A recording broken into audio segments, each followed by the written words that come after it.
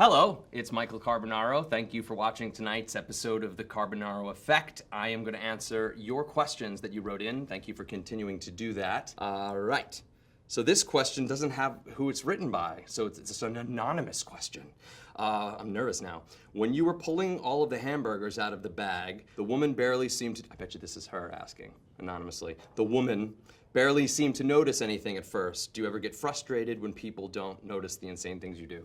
Yes, that's one of the things we notice all the time in this bizarre social experiment that the Carbonaro Effect is, you know? What will people believe, and also what will people not notice? And I think that's what we really play on when we do some of those changes, like we did in this episode where I slowly became the adolescent in front of the girl who was ordering. Suddenly I had, you know, pimples all over my face and glasses and braces. It's like, is she noticing? She's sort of noticing, she's not noticing. Some people don't see it at all, and other people are afraid to say something. You know, I think she noticed, but she's like, am I crazy, or am I really seeing something happen?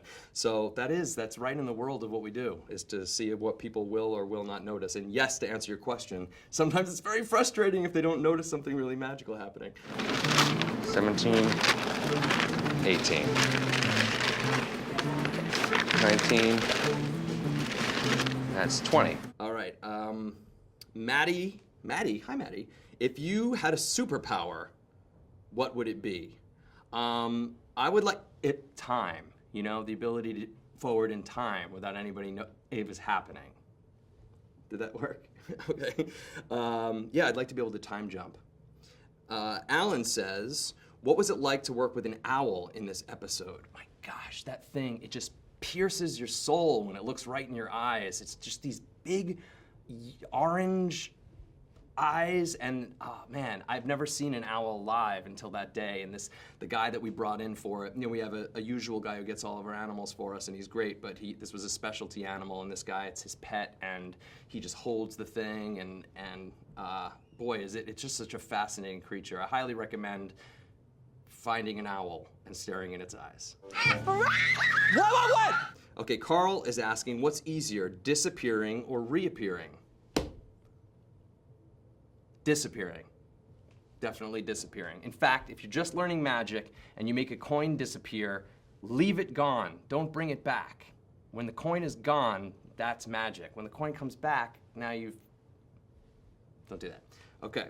VJ says, what's up, VJ? Where did you get the idea to turn yourself into a mannequin? And you just folded those greens? Mm-hmm.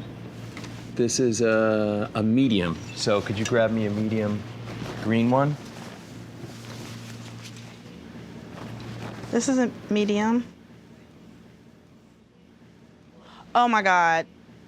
You know, when I'm just walking around stores and different environments trying to come up with tricks, you know, I see a mannequin, then I'm like, you know, you're like, that would be pretty cool if a mannequin and you switch places. So I think it was just kind of wandering through an environment and trying to find things to do.